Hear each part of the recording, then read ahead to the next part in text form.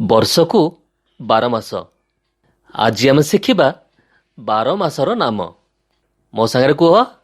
ବୈଶାଖ, ବୈଶାଖ, ଜ୍ୟେଷ୍ଠ, ଜ୍ୟେଷ୍ଠ, ଆଷାଢ଼, ଆଷାଢ଼, ଶ୍ରାବଣ, ଶ୍ରାବଣ, ଭାଦ୍ରବ, ଭାଦ୍ରବ, ଆଶ୍ୱିନ, ଆଶ୍ୱିନ, କାର୍ତ୍ତିକ, କାର୍ତ୍ତିକ, ମାର୍ଗଶିର, ମାର୍ଗଶିର, ପୌଷ, ପୌଷ, ମାଘ, ମାଘ, ଫାଲ୍ଗୁନ, ଫାଲ୍ଗୁନ, ଚୈତ୍ର।